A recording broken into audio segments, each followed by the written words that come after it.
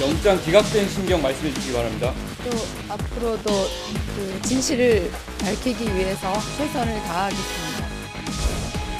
영장 기각된 심경 말씀해 주시기 바랍니다. 법원의 현명한 판단 감사드립니다. 영장 기각은 사필 규정입니다. 사법부의 현명한 판단에 경의를 표합니다. 두 의원에게는 오늘 하루 쉬도록 제가 얘기했고 의정 활동을 착실하도록 요구했습니다.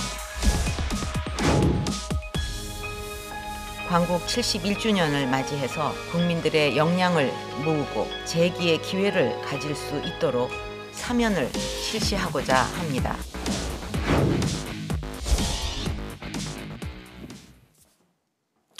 예, 정치권 이슈에 관해서 얘기 나눠보겠습니다. 우리나라 정치권의 아주 원로시죠. 하나갑 한반도 평화재단 총재 스튜디오에 오셨습니다. 어서 오십시오, 예, 대표님. 안녕하십니까. 저기 대표님, 정치 쭉 오래 하셨으니까 박선숙, 김수민 두 의원에 대한 구속영장 기각 예상하셨습니까? 예. 왜요? 제가 여기서 했던가 좌우간 그런 얘기를 했어요. 그 구속영장을 청구한다는데 그것은 좀 지나친 것 같다. 아하. 예, 그 얘기를 제가 했습니다. 예. 왜 그러냐면 이 사건은 당에서 보고할 때 잘못해가지고 예. 청구해서는 안 될 홍보비를 청구한 거 아닙니까? 그렇기 때문에 그 자체가 뭐랄까 증거인 겁니다. 아. 예, 국민의당에서 그런 증거를 스스로 만들어 줬어요. 예. 그러니까 증거 인멸의 그런 그 위해가 없습니다. 아하. 예. 그리고 국회의원이면 주거가 일정한데 도망갈 사람이 아니잖아요. 예. 예. 또 그리고 그 정치자금법에 의한 건데 정치자금법은 과거에 보면은 집행유예도 많이 나오고요, 벌금형도 나오고 그랬어요. 그렇기 때문에 구태여 이걸 그 구속까지 할 필요가 있는가? 불구속 재판해도 되는 거 아닌가? 나 그 생각을 했고 그 얘기를 제가 했어요. 이 종편에 나와 얘기할 때. 그래서 기각될 가능성이 많다 그 생각을 했죠. 근데 왕주현 사무부총장 구속이 됐단 말이에요. 같은 사안인데. 예, 그렇지만 그건 처음 건이고 결국 김수민 의원이 얘기할 때 그 왕 부총장이 시키는 대로 했다. 예, 그렇게 해서 이 사전에 말이죠. 이 업자하고 무슨 이 비리 의혹이 있는 거 아닌가 그런 거 있었고, 더구나 그때는 이 그 주 관역이 사무총장 박선숙 의원이었거든요. 예, 그러니까 부총장은 이 사무총장하고 상의해 가지고 했을 거 아니냐. 예, 그래서 아마 그 증거 인멸의 염려가 있다고 해서 그 구속을 한 거 아닌가 싶은데요. 그건 판사가 판단하니까 뭐 어쩐 건지 모르겠죠. 예. 지금 국민의당은 그러면 좀 조금 살아날 수 있는 계기가 됐다고 판단하십니까? 구속은 안 됐지만은 결국 이 나중에 이제 또 청구한다지만은 불구속 상태에서 재판을 받게 되면은 이제 법원의 판단이 나오겠죠. 예, 무죄가 아니면 유죄가 되는 거 아닙니까?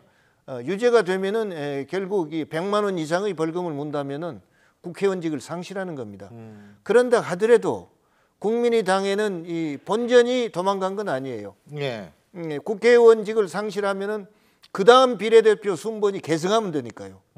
그렇죠. 그러나 지금은 적어도 이 밖에 알려진 것처럼 말이죠. 그렇게 큰 범죄자는 아니구나 하는 것을 이제 이 국민의당 입장에서는 위로로 삼게 됐죠. 더구나 이번에 새누리당에서도 그런 문제가 생겨가지고요. 국민의당에서 그 항의했잖아요. 왜 차별하느냐고. 그런 것도 가만히 됐으리라고 저는 생각합니다. 자, 그리고 말이에요. 박근혜 대통령, 그러니까 이게 이제 새누리당 의원들이 청와대에 가서 오찬을 하는 그 계기로 정진석 원내대표가 박근혜 대통령한테 제안을 하면서 이제 나온 얘기인데 사면권이요. 자, 지금 뭐 그 그래픽 한번 보여주시겠어요? 지금 거론되는 인사가 뭐 정치인들은 박영준 전 지식경제부 차관, 홍사덕 전 의원, 그 다음에 경제인으로는 김승현 한화회장, 최재원 SK 부회장, 이지현 CJ 회장 이런 분들인데 이 사면권 어떻게 행사해야 된다고 보십니까? 사면권은 대통령의 고유 권한입니다. 그러니까 전례로 보면은 광복절이라든지 뭐 크리스마스 때라든지 또는 구정 때라든지 뭐 추석 때라든지 예를 들어 그렇게 봐서 그 사면을 했잖아요.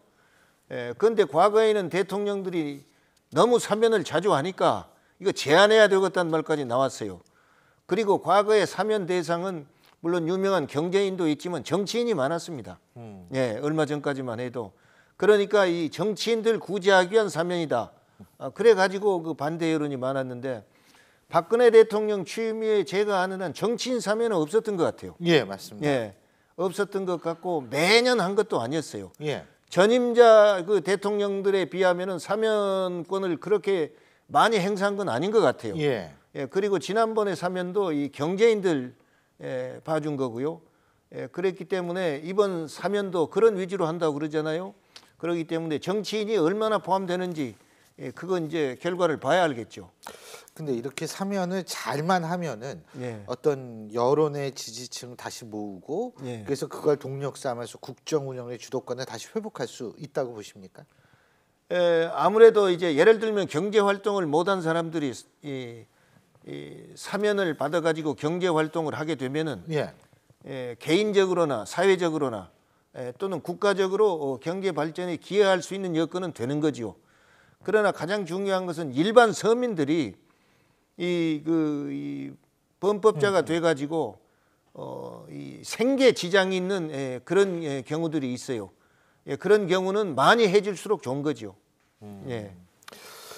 자, 그리고 그 대구에 군용 공군 공항이 있지 않습니까? 예, 예. 그게 이제 항상 그 이전이 아마 대구 지역의 수건이었던 모양인데 예. 박근혜 대통령이 그걸 결국 이제 옮길 모양이더라고요. 예, 예.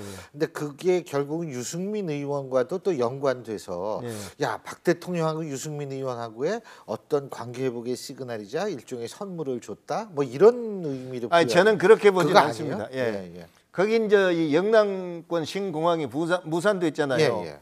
그래서 이 TK 민심이 극도로 격앙돼 있어요. 어떻게 보면 예. PK보다도 더 격앙이 돼 있어요. 그러니까 그걸 달래는 의미가 있죠.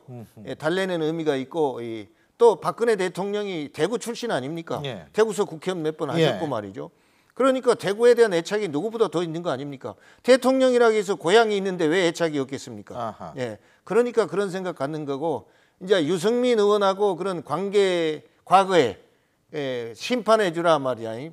그런 이 절차이 있기 때문에 대통령이 좀 너그럽게 보이기 위해서 말이죠. 지방 문제를 가지고 그런 얘기를 한 것 같아요. 그러니까 그런 것은 대통령이 그렇게 하는 거 굉장히 좋게 보이죠. 그런데 저는 그런 생각이 듭니다. 우리나라는요. 공항이요. 인천공항이면 충분해요. 이거 근데 동서남북으로 500km 미만이에요. 그래서 모든 지방 이 비행 라인이요. 비행기가 우리는 1시간 이내 거리입니다. 1시간 이내 거리이기 때문에요. 이 배로 말하면 피더 라인이에요. 피더 라인이요. 그리고 비행기도 100명, 200명이에요. 그런데 우리는 300명, 400명을 한꺼번에 막 태워서 제주도 가고 그러잖아요. 그것은 이 두당 운임을 낮추기 위해서 그런 겁니다. 그러나 비행 거리가요. 1시간 거리, 1시간 이상 거리, 그다음에 짧은 거리 있습니다.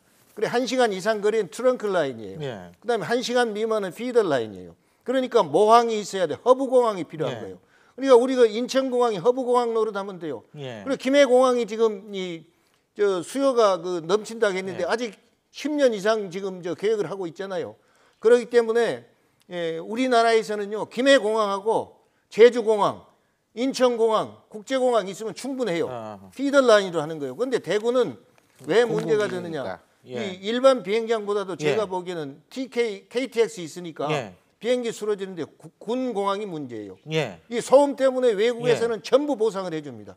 우린 제대로 없을 거예요. 그러니까 군 공항은 옮기는 게 필요합니다. 알겠습니다. 자, 어쨌든 유승민 의원의 하여간 뭘 해도 유승민 의원은 요새 주목받게 돼 있으니까요.